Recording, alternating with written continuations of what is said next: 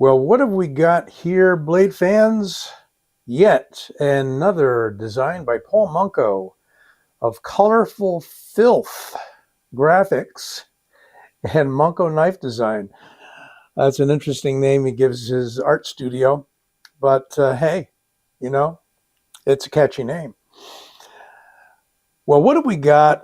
We have the fourth knife that I'm aware that Paul has designed. He has designed 3 for Kaiser, and as far as I know, this is the first one for Kansept. And I'm going to bring out 2 other Kaiser knives a little bit later for compare, just so you can see what he has worked on before, and you're probably familiar with them. Well, this one by Kansept is called the Cosmos. Check it out. You know, I was going to have another knife available to show you what I'm going to be talking about here, but we have a raised angle on either the handle or the blade, however you want to look at it. So they're calling this a Wharncliffe. I'm a little bit tempted to call it a sheep's foot, simply because this downward curve foot of the blade, not at the foot, but at the front, kind of reminds me of a sheep's foot because it's not that gradual taper we associate with a Wharncliffe. And yet these days, you know, we could even be calling that a reverse Tonto. A reverse this or a not reverse that or whatever. I won't get into it, but irks me just a little bit that either names are so important or so unimportant. But there are about 4 models of the Cosmos that are out there. I elected to get this one from White Mountain Knives in what I'm going to call a copper-infused carbon fiber. It is just gorgeous, the look of this. And I'm going to put the second hand into play. Yes, it has a cast on it, and we've talked about that in the past, and it's coming off in about 10 days, so I ain't going to draw much attention to it. I ain't worried about it. It just puts a little limitation on me as far as the right hand goes. But I'm a lefty from birth, so I'm learning to reuse that left hand again. Really nice scales, titanium bolster, and a blade in CPM 20. Let me get this right. 20 CV, CPM 20 CV. All right, let's get the numbers before the letters, numbers before the letters before the numbers, yada, yada. There is Paul's maker's mark, designer's mark. And very small there, you can see that it says Cosmos, tiny little letters, so we don't have any over branding on this at all. We do have Kansept's logo right there. And Dirk Pinkerton was the one of the knives I was going to bring to the table, where he likes to angle up his Wharncliffes. And I think one of them is Urban something or other. Maybe you may remember the name of it. I'm not going to bother looking it up, but suffice it to say that Dirk likes to raise the point on his many of his Wharncliffe's designs, so that the point can be used for thrusting as well as for cutting. So could this possibly be a tactically oriented knife if you wanted it to? I think so. We have a beautiful bolster lock here, which is basically a frame lock with the handle over part of the frame lock. Nice go forward here, choil. So, and the jimping is effective. So if we go forward here, you can lay the thumb out to there. If we stay back here, you got jimping there. If we go here, very comfortable, you can place your thumb there. And again, you can see how the handle, when it is in kind of a saber grip here, we have turned the Wharncliffe or sheep's foot, whichever you want to call it, into a thrusting implement. And yet, if we want to cut with it, we've got that point wonderfully available. Titanium clip, and it's got a 3.5-inch blade, although this is the smallest of the 3 recent designs I'm aware of from Paul. I don't have the Comet, but I believe that was his first one. This is both a light knife and one where it packs plenty of blade in the handle. Let's take a look at that. Pretty fair, I would say. You can see that point, right? Get it sharp here. Focus, come on, focus. There's the point. So plenty of blade in the handle.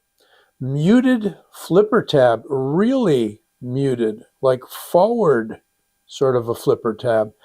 Reminds me of the Kaiser Inyan by Arsenault. He does the same thing.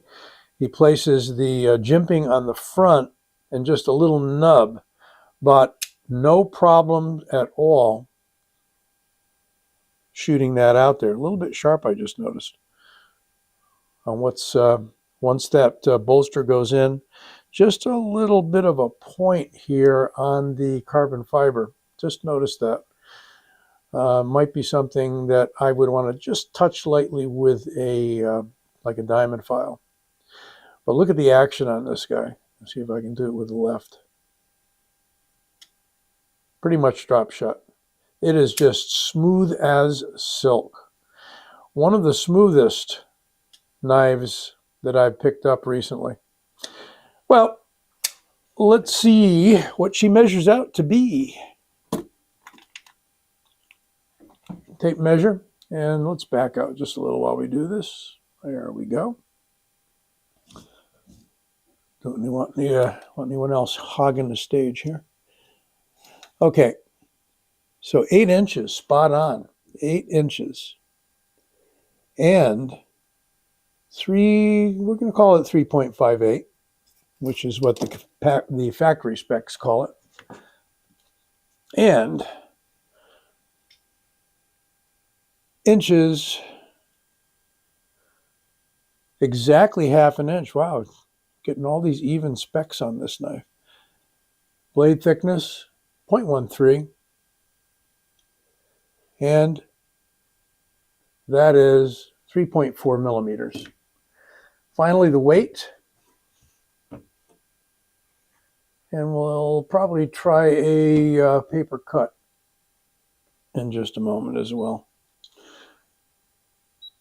All right, here we go.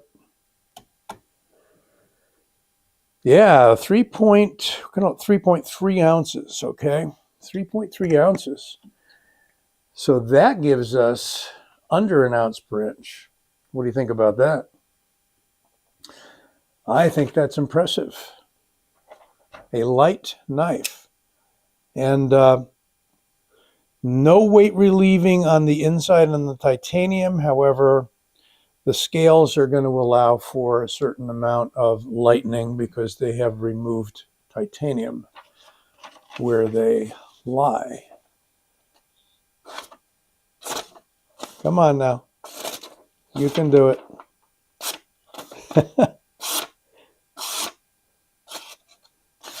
Just need enough support.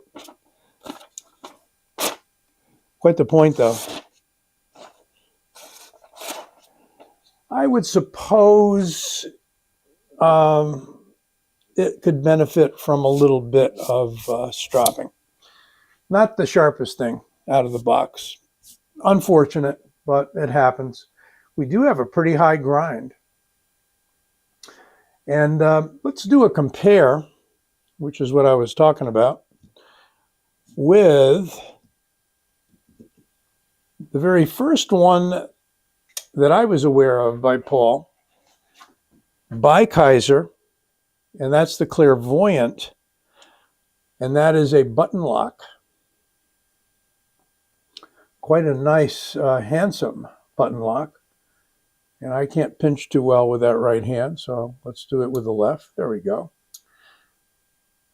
It is a double thumb stud opener, and very similar kind of ergos, or really profile he's going for here. So this does dip a little more, and you could call that more of a sheep's foot, and you could call that more of a Wharncliffe by comparison. Very similar though, very similar. This is kind of a takeoff on the Clairvoyant, but we've got a straight edge as opposed to a belly. So it's almost like a sheep's foot here with a belly. And then we have his last one before the Cosmos, which is the Mystic. And this one celebrates the whaling industry of Old Mystic Seaport, Connecticut, not far from where I am and where Paul apparently was raised. This one is a biggie.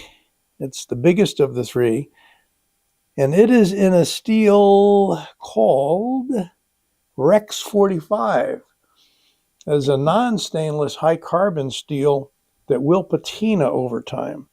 And we've got a kind of a greenish micarta handle that will also kind of patina over time. Bob DeMarco's one of his favorite knives. But if we even up the points, we can see that that's kind of the middle one. That's the smallest one. And that is the largest. Steel on the Clairvoyant, by the way, is S35VN. That's a very staple steel for Kaiser. So the 20CV, probably, unless you like the Rex 45, and many of you do, 20CV, this is going to run you about $200 from White Mountain Knives, but if you use my discount code OLDSWORD, you get 10% off. So that'll knock 20 bucks off right away, 180 bucks for that knife. I'll make sure you got the links to all four models of the Cosmos. So we got the Cosmos, we got the Clairvoyant, and we got the Mystic. And those are 3 out of the 4 I'm aware that Paul has designed. Beautiful knives. We got a bolster lock on the, trying to get it to close. That's a smooth one too. On the Mystic. And we'll leave that one open for just a bit. And certainly nice action on the button lock. And let's do our parting shot. Love the knife. Really do. It's a great compromise of length, over 3.5 inches. Short overall length, relatively 8 inches in my book. A beautiful handle and just a glass smooth action. You might like this one. Never know.